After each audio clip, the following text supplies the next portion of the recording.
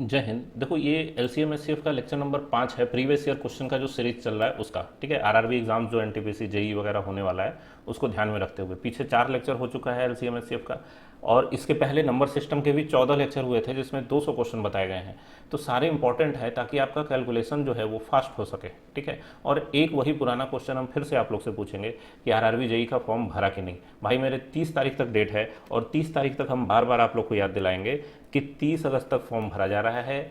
और अगर आपके पास टेक्निकल डिग्री है, डिप्लोमा है किसी भी स्ट्रीम में इंजीनियरिंग के लाइन में, तो आप आरआरबी जेई का फॉर्म भर सकते हैं। मौका छोड़िए मत, 7,591 सीट है। बिना रुके हुए, बिना समय गंवाए हुए इस काम को कर लेना है, क्योंकि मौका बार बार नहीं मिलता है। कहते हैं ना, तू ना चलेगा तो चल देंगी राहें, मंजिल को तरसेंगी तेरी निगाहें, तुझको चलना होगा। ठीक है, तो ये रियलिटी है कि जीवन कभी भी ठहरता नहीं है, आपको चलना पड़ेगा। जो भी परिस्थितियां आपके साथ हों वो एक अलग चीज़ है, लेकिन लाइफ के में जो जो अपॉर्चुनिटीज़ मिल रही हैं उनको साथ लेके चलना पड़ता है, तभी वो बाद में जाके आपको फ़ायदा देता है। तुम सोचो कि 2019 में जिन लड़कों ने एनटीपीसी का फॉर्म भरा था उनको ये थोड़ा ही पता था कि अगले 3-4 साल कोई वैकेंसी ही नहीं आएगी। अगर उस समय वो मिस कर जाते तो आज 2024 में उनकी ज्वाइनिंग नहीं होती। भले 5 साल लगे, लेकिन मिला तो सही, लेट मिला लेकिन मिला तो सही।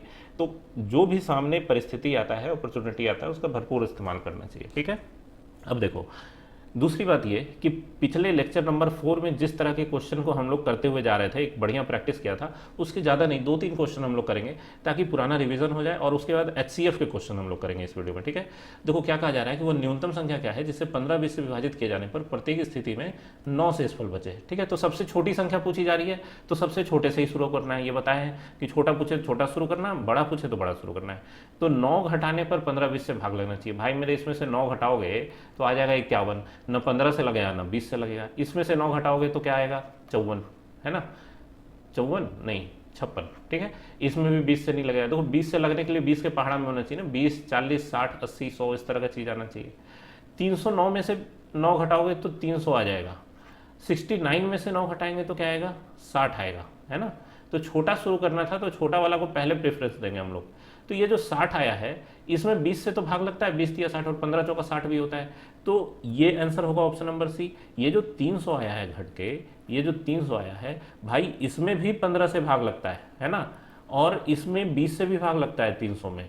ठीक है, ऐसी अनगिनत संख्याएं आपको प्राप्त हो सकती है जिसमें 15 और 20 से भाग दिया जाए तो शेषफल 9 बचेगा। अनगिनत संख्या, यहाँ 69 तो पहला संख्या है। ठीक है, तुम देखो ना, 60 जोड़ 9, 60 दूना 120 जोड़ 9, 60 तिया 180 जोड़ 9, 60 चौका 240 जोड़ 9, 60 पचे 300 जोड़ 9, जो ऑप्शन नंबर डी में दिया है। तो बहुत सी संख्या मिल सकती है, लेकिन न्यूनतम कहा था, इसलिए बस हम कहते हैं कि सबसे छोटा वाला चेक करना शुरू करो। ठीक है, ताकि गलत ना हो। कोई गलती से अगर डायरेक्ट इसको चेक करता है और हड़बड़ी में उसको मिल जाएगा कि भाग लग रहा है, तो तुम आंख मूंद के आंसर पे टिक कर देगा एग्जाम में। ठीक है, कि हमको तो आंसर मिल गया था, और वो निगेटिव करके चलाएगा। तो इसलिए जो हिदायत दी जाती है आपको, उसको एकदम बांध के रखना है, गांठ बांध के रख लेना है। ठीक है, क्योंकि आपको जो भी हम बताते हैं अनुभव के आधार पर बताते हैं कि लड़के कहाँ कहाँ गलती कर सकते हैं। मेरे स्टूडेंट्स ही हमको बताते हैं कि सर इसमें ये चीज़ हम करके आए हैं और यहाँ गलत हो गया था। ठीक है, तो इसलिए इन सब चीज़ों पर ध्यान देना है। अगला क्वेश्चन देखो। अच्छा, ये 43 नंबर क्वेश्चन है, इसके पहले 41 भी आया था। ठीक है, 41 देखो क्या है। एक प्राकृत संख्या को जब 4, 5, 6, 7 से विभाजित किया जाता है तो प्रत्येक दशा में 3 शेष बचता है। ठीक है, तो 3 घटाने पर क्या होना चाहिए, 5 से भाग लगने चाहिए, और 5 से भाग तब लगेगा जब 0 आएगा। तो सब में हम लोग देख रहे हैं कि 3 घटेगा तो 0 आ जाएगा। 60, 840, है ना, 840, 420, 210 सब में आ रहा है। लेकिन 5 से जब लग गया तो फिर 6 वाला चेक कर लो। 6 के लिए क्या है, सभी सम है, सभी संख्या सम है, पीछे 0 है तो सम संख्या है, तो 3 से भाग लगना चाहिए। तो 60 में 3 से लगता है, 840 में भी 3 से लगता है, 420 में भी लगता है, 210 में भी लगता है। पूछा जा रहा है ऐसी सबसे छोटी संख्या ज्ञात कीजिए। ठीक है, तो अभी तक 2 से तो हम लोग चेक कर चुके हैं, 5, 6 दोनों से सभी में लग रहा है। 7 से लगेगा कि नहीं, तो भाई 7 से 60 में नहीं लगता, खत्म हो गया मामला। इससे जस्ट बड़ा कौन है, 210, छोटा से बड़ा चेक करना था, है ना। तो 210 में 7 से लगता है। चलो 7 से लग गया तो 4 से लगेगा कि नहीं, 210 में। 210 में जब 4 से लगाओगे तो पहले तो 2 से लगेगा तो 105 आएगा, और फिर इसमें और 2 से नहीं लग पाएगा, तो 210 का भी चैप्टर यहीं क्लोज हो गया। अब 7 से लगा रहे थे तो 210 से जस्ट बड़ा 420 है, इसमें 7 से लगता है और 4 से भी लगेगा। 4 से लगाओगे 420 में तो 105 आएगा। ठीक है, तो आंसर कौन हो गया, ऑप्शन नंबर बी। तो इस तरीके से स्टेप बाय स्टेप बढ़ना है, डायरेक्ट ऐसा नहीं। इसमें देखो ये 3 जो ऑप्शन है, ये तीनों जो है, 3 में 2 तो सभी से लगने वाले हैं, बी और सी, और डी जो है उसमें 3 संख्याओं से लग रहा था, ए जो है उसमें 2 संख्याओं से लग रहा था, 4 से और 5 से, और 6 से, 3 संख्या से इसमें भी लग रहा था।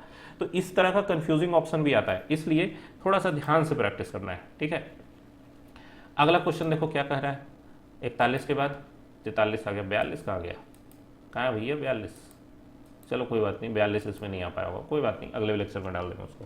देखो क्या कहा जा रहा है कि यदि P बराबर इतना इतना, अब देखो ऐसा देखते हैं ना जब A B C D M R P Q, तो लड़के ऐसे ही छोड़ देते हैं कि पता नहीं क्या ये बवाल दे दिया है, लेकिन कुछ नहीं है, बहुत आसान चीज़ है। देखो क्या है, क्या कहा जा रहा है, P के बारे में कहा जा रहा है कि ये A into M into R है, ठीक है, और Q क्या है भैया, तो B into M into 2 into R है, जहाँ A B M R क्या है, विषम अभाज्य संख्या। विषम अभाज्य संख्या क्या होता है, 3, 5, 7, 11 ये सब, ठीक है, और समअभाज्य संख्या क्या होता है, अकेला 2, इसके अलावा कोई दूसरा समअभाज्य संख्या नहीं है।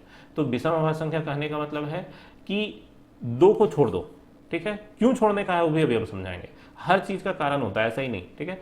विषम अभाज्य संख्या मतलब 3, 5, 7, 11 ये सब कुछ हो, तो P और Q का मसा क्या होगा, तो भाई देखो मसा वही होता है अभाज्य गुणनखंड में जिसमें जो कॉमन मिलता है, जैसे इसमें कॉमन क्या है, MM कॉमन है, RR कॉमन है, और तो कोई कॉमन नहीं है, तो इसका मसा मतलब HCF कितना होगा, M इंटू R, ठीक है, आंसर हो गया ऑप्शन नंबर सी। अब देखो अगर ये विषम अभाज्य संख्या नहीं लिख के खाली अभाज्य संख्या लिखता, तब तो आप ये भी कहते हैं कि भाई ये समअभाज्य संख्या भी इनमें से कोई एक हो सकता है। अब कोई भी एक अगर समअभाज्य संख्या हुआ, मान लो ए जो है वही अगर समअभाज्य संख्या 2 हो जाता, तब क्या होता, M और R तो मिलता ही कॉमन, साथ में इसमें ये 2 है और A का मान भी 2 हो जाता, तब क्या होता है, सिर्फ 2MR आने लगता। आ रहा है बात समझ में, तो क्वेश्चन गलत हो जाता, या फिर इसको 2MR भी ऑप्शन देना पड़ता, फिर एक ऑप्शन ये भी देना पड़ता कि B और C दोनों, ठीक है, मतलब option number B and C दोनों, क्योंकि MR और 2MR इस तरीके के 2 ऑप्शन होते और दोनों सही होता, ठीक है। तो उतना कॉम्प्लिकेटेड नहीं करने के लिए इसमें विषम अभाज्य संख्या दिया गया। अगला क्वेश्चन देखो, n और n+1 का मसा क्या होगा, तो भाई n और n+1 कहने का मतलब है लगातार संख्याएं, है ना, मतलब जैसे मान लो एक संख्या 5 है, एक संख्या 5 जोड़ 1 है, तो कहने का मतलब तो यही कह रहा है ना कि 5 और 6 है लगातार संख्या, है ना, तो जब किसी संख्या में 1 बढ़ाते हैं तो उसका अगला ही तो मिलता है। तो चूंकि n और n+1 लगातार संख्याएं हैं, तो इनका मसा हमेशा क्या होगा, 1 होगा। अब बोलोगे कैसे, तो भाई लेक्चर नंबर 1 में भी बताए थे कि लगातार संख्याओं का मसा होता है 1, और अगर आप लोग डायरेक्ट इस वीडियो पे आ रहे हैं, लेक्चर नंबर 1 नहीं देखा हो मसाला सब के प्रीवियस ईयर क्वेश्चन का, तो आप इन तीनों पॉइंट को नोट कर लें। 2 अभाज्य संख्याओं का मसा हमेशा 1 होता है, 2 सह अभाज्य संख्याओं का भी मसा हमेशा 1 होता है, और लगातार संख्याओं का मसा भी 1 होता है, और लसा जो होता है तीनों केस में उनके गुणनफल के बराबर होता है, ठीक है। अब जैसे देखो 2 अभाज्य संख्या कोई भी ले लो, जैसे 7 और 11, ठीक है, तो इनका मसा जो है वो हमेशा 1 होगा, और लसा क्या होगा भाई, 7 गुना 11 होगा, ठीक है, मतलब 77। आई बात समझ में।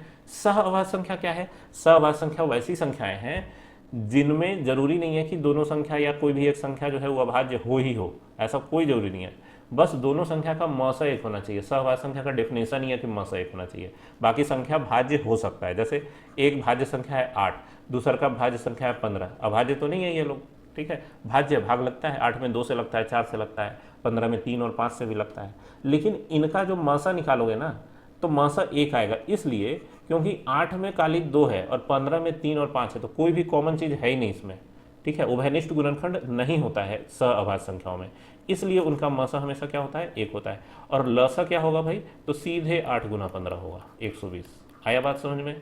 उसी तरीके से लगातार संख्याओं का मसा हमेशा 1 होता है, जैसे लगातार संख्या कोई भी ले लो, जैसे 8 और 9 ही ले लो, ठीक है, दोनों लगातार संख्या है, भाज्य संख्या है, लेकिन इनमें भी कोई लगातार संख्याओं में कोई भी उभयनिष्ठ गुणनखंड नहीं होता, तो इनका मसा हमेशा 1 होता है, और लसा क्या होगा, 8 गुना 9 मतलब 72। और इस कॉन्सेप्ट का इस्तेमाल हम लोग बहुत सारा किए हैं लेक्चर नंबर 1, 2, 3 में, ठीक है। अगर आप लोग लगातार वीडियो देखते हुए आ रहे हैं तो आप लोगों को पता होगा कितना इंपॉर्टेंट है ये पॉइंट, ठीक है, तो इसको नोट कर लीजिए और याद रखना है। 46 नंबर क्वेश्चन देखो क्या कहता है कि 7, 28 और 42 आम के पेड़ों की पंक्तियों में इस प्रकार लगाया जाना है कि प्रत्येक पंक्ति में केवल एक ही किस्म के पेड़ हो, ठीक है। तो भाई एक ही किस्म के पेड़ हो, तो 7 संतरा का पेड़ है, तो 7 को एक लाइन में लगाना होगा ना, अगर 3, 4 लगा दोगे तो दूसरे पंक्ति में फिर कैसे बराबर पेड़ आएगा, नहीं होगा।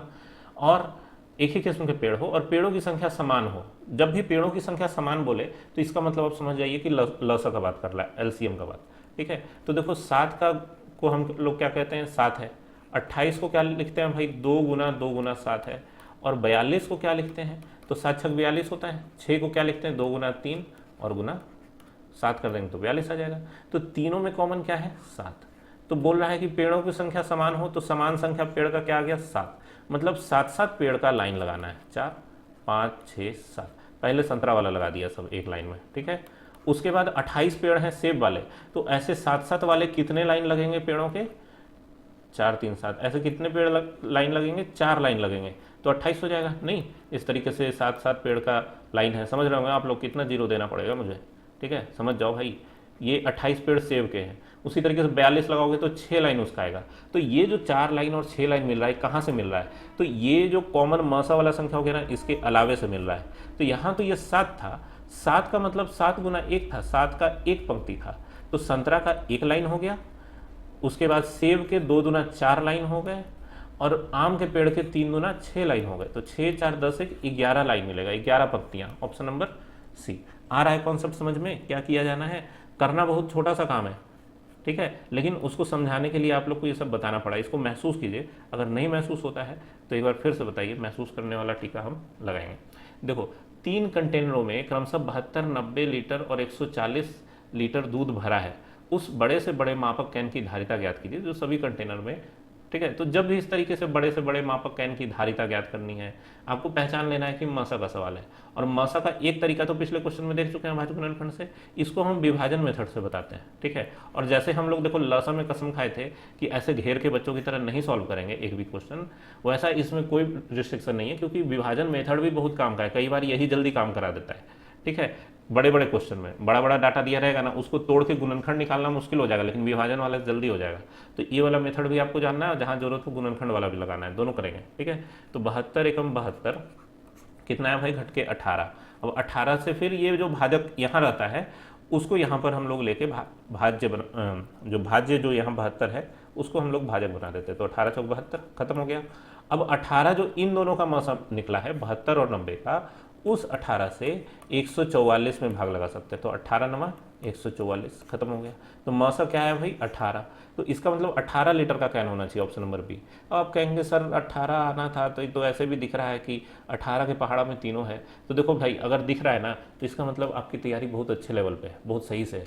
क्योंकि अक्सर हम देखते हैं कि स्टूडेंट इस तरह से नहीं सोच पाते हैं कि सीधे डाटा को पहचाने। हम हर वीडियो में कहते हैं कि नंबर से आपकी जान पहचान होनी चाहिए। 144 देखते के साथ समझ में आ जाना चाहिए कि भाई ये 12 गुना 12 भी है, ये 16 गुना 9 भी है, या 18 गुना 8 भी है। पहाड़ा वहाड़ा जो है ना वो सब एकदम टंच रखो, ठीक है, तब तो काम होगा। इतना करना ही नहीं पड़ेगा, अगर देखते के साथ पता चल जाए अच्छा 18 चौक 72, 18 5 90, 18 8 144, तो 18 से लग रहा है तीनों में, यही आंसर होगा।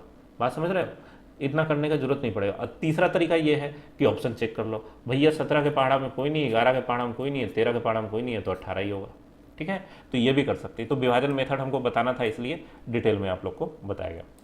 अगला देखो क्या कहा जा रहा है। एक लड़के को एल्युमिनियम की 3 छड़ें दी गई है, लंबाई 44 बाई 55 है।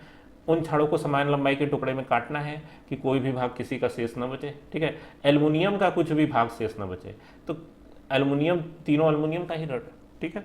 तो बोला जा रहा है कि लंबाई ज्ञात कीजिए, ठीक है, जो टुकड़ा हम लोग करेंगे। तो इसमें अब देखना है आप लोग को कि कौन सा होगा, ठीक है। इसमें देखो तीनों का HCF निकालोगे, और HCF निकालने पर क्या आएगा उसी को आंसर करना है। कायदे से अगर देखेंगे तो भाई ऑप्शन नंबर ए से भी तीनों में भाग लगता है, 11 से तीनों में लगता है। 5.5 सेंटीमीटर का होगा तब भी तीनों में लगेगा, है ना। तो इसमें सी नहीं ए मारना है, क्यों, क्योंकि HCF का मतलब होता है, ध्यान से समझो, मौसा जो पढ़ते हैं ना उसका मतलब क्या है, ठीक है। हम मान ले रहे हैं कि 44 22 55 का मौसा आप लोग निकाल लेंगे, 11 आएगा, ठीक है। और 11 आंसर आपको पता चल चुका है। हम उसके अलावा कुछ बताना चाह रहे हैं। HCF का मतलब होता है हाईएस्ट कॉमन फैक्टर, ठीक है, हाईएस्ट कॉमन फैक्टर। हिंदी में कहते हैं मौसप, मतलब महत्तम समापवर्तक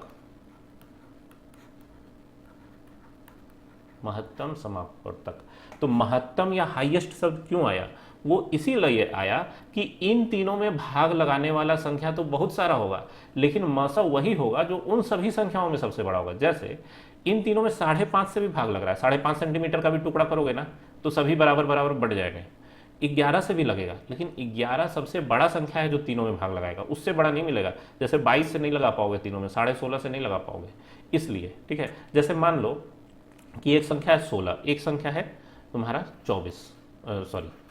16 है, और उसके बाद तुम 32 ले लो, ठीक है।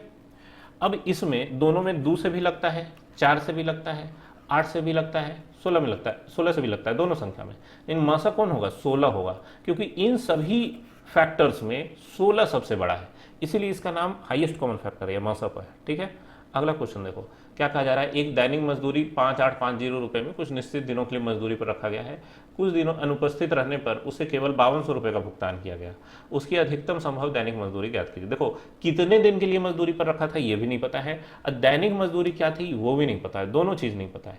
तो जब भी इस तरह का क्वेश्चन दिखे सीधा सीधा मौसा निकाल देना। अब देखो ये इतना बड़ा डाटा है ना, 5850 और 5200, इसके तोड़ने में थोड़ा सा समय लगेगा, बहुत ज़्यादा लगेगा ऐसा तो हम नहीं कहेंगे, लेकिन थोड़ा समय लगेगा। अब जैसे 5200 ही तो 52 गुना 100 ही तो है, 100 को लिख सकते हैं हम लोग 25 गुना 4, फिर और तोड़ दो, 52 को 13 गुना 4 लिख देना, लेकिन फिर भी टाइम तो लगेगा। तो सीधा सीधा इसमें हम लोग विभाजन मेथड लगा के और निकालते हैं कि क्या आता है 5850, ठीक है। एक बार में लगाएंगे तो 5200 आएगा, घट के कितना आ गया भाई 50 और 6, 650 से 5200 में लगा के देखो तो 6 8 48, 8 बार में अगर लगाएंगे तो 0, 6 8 25 40 का 0, बाकी 4, 48 और 4 52, ठीक है 52, खत्म हो गया, ठीक है। तो आंसर क्या हो गया? ऑप्शन नंबर 650 जो है जिस ऑप्शन में, ऑप्शन नंबर 20 का आंसर हो गया। अधिकतम संभव दैनिक मजदूरी कितनी थी? अब मान लो इसी क्वेश्चन में थोड़ा सा हम ट्विस्ट कर रहे हैं, एनटीपीसी का पूछा क्वेश्चन है, और जो हम पूछने जा रहे हैं आप लोग से वो भी पूछा जा सकता है क्वेश्चन में, हो सकता है पूछा भी गया होगा, आगे क्वेश्चन में मिल जाएगा आपको, ठीक है। तो अगर ये पूछता कि उसने कितने दिनों तक काम किया, तब आप क्या करते भाई 5200 में 650 से भाग लगा देते, क्योंकि रोज का मजदूरी 650 है। अब 5200 रुपये उसके हाथ में आए तो कितने दिनों तक काम किया भाई, तो इससे काटेंगे तो 8 आएगा। अब लोग कैसे पता चलेगा सर, तो अभी अभी तो भाग लगाए थे हम लोग, 8 आया था यहाँ पे, तो 8 दिन तक उसने काम किया। अगर यही चीज अगर ये पूछ देता कि उसको कितने दिन के लिए मजदूरी पर रखा गया था, तो 5850 रुपये देने की बात थी, तो 5850 रुपये देने के लिए रखा गया था ना, इसमें 650 से भाग लगाओगे तो 9 आएगा। क्योंकि भाई देखो 9 इसलिए आएगा क्योंकि 5800 से 5200 घटाए थे तो 650 ही तो आया था, मतलब ये 5200 में 8 बार में लगा था, तो एक बार और लगाते तो ऊपर चला जाता ना ये 5850 पे। तो 9 दिन के लिए लगाया गया था, 8 ही दिन काम किया, उसके बाद चला गया, ठीक है। तो जो पूछे वही उत्तर करना है, हड़बड़ में गड़बड़ नहीं करना है, क्वेश्चन को ध्यान से पढ़ना है, उसमें भले 2 सेकंड ज़्यादा लग जाए, क्वेश्चन ध्यान से पढ़ा करो, बनाने में भले ट्रिक लगाओ, क्वेश्चन पूरा पढ़ो, ठीक है कि पूछ क्या रहा है।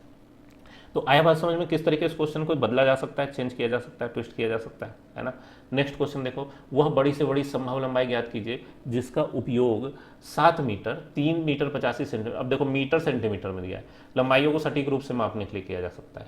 तो मीटर सेंटीमीटर को सेंटीमीटर में बदल दो, देखो 7 मीटर को आप 700 सेंटीमीटर लिख सकते हैं, है ना। क्यों? क्योंकि 1 मीटर में होता है 100 सेंटीमीटर, तो भैया 3 मीटर में 300 सेंटीमीटर होगा और 85 सेंटीमीटर और, तो दूसरा का क्या हो गया 385 सेंटीमीटर, तीसरा का क्या हो गया 1200 सेंटीमीटर और 95 सेंटीमीटर, मतलब 1295 सेंटीमीटर, ठीक है। तो ये तीनों हो गए, इन तीनों का निकालेंगे HCF, और HCF जो होगा वही होगा उत्तर, ठीक है। तो आ रहा है बात समझ में। एक तो डिवीजन मेथड से निकालिए, और दूसरा अगर नहीं वैसे करने का मन हो रहा है तो फिर ऑप्शन चेक करके भी बना सकते हैं। अब देखो आपको बताते हैं, विभाजन मेथड से आप लोग करके देखना, ठीक है। विभाजन मेथड से आप लोग इसको सॉल्व करके देखना, इसको हम बताते हैं आपको शॉर्टकट से, ठीक है। अब देखो ये जो ऑप्शन है ये HCF का है, क्वेश्चन HCF का, ये तो महसूस हो गया। तो भाई जो लंबाई आएगा उत्तर में वो HCF होगा, हाईएस्ट कॉमन फैक्टर, और हाईएस्ट कॉमन फैक्टर का मतलब क्या होता है, अभी पीछे बताए थे कि वो नंबर जिससे इन तीनों संख्याओं में पूरा पूरा भाग लग जाए, है ना। तो हम लोग यहाँ देख रहे हैं कि एक तो 700 है, और 700 का मतलब है 7 गुना 100, तो जो भी संख्या इसमें भाग लगाएगा उसमें एक 7 का फैक्टर हो सकता है, ठीक है। उसके अलावे भी हो सकता है, जैसे हो सकता है 25 से ही लग जाए, है ना, क्योंकि 7 के अलावे इसमें और क्या क्या है, 2 गुना 2 गुना 5 गुना 5, 25 से भी लग सकता है, 2 दूना 4 से भी लगता है। लेकिन भाई 4 से और 25 से लगने वाला बाकी ऑप्शन तो दिख नहीं रहा, बचा कौन? 7। 7 से जरूर लगना चाहिए ऊपर वाले में, और 7 से इसमें भी लग सकता है। देखो 7 पचे 35, 3 38, 7 पचे 35 है ना। उसी तरीके से इसको देखेंगे तो 7 एकम 7, 5 12 59, 7 8 56 और फिर 35, 7 पचे 35। तो 7 होना चाहिए ऑप्शन वाले में। 7 न 65 में है, न 45 में है, न 85 में, किस में? ऑप्शन नंबर ए में। आया बात समझ में? थोड़ा सा कैलकुलेशन फास्ट होगा ना, बहुत जल्दी से आप क्वेश्चन देखते के साथ बताते हैं अच्छा 7 केवल 35 में दिख रहा है, बाकी किसी में है नहीं, तो जरूर यही आंसर होना चाहिए। आ रहा बात समझ में? तो इसी तरीके के क्वेश्चन हम लोग करते रहेंगे, पढ़ते रहिए, मेहनत करते रहिए। मिलेंगे नेक्स्ट वीडियो में, तब तक के लिए धन्यवाद।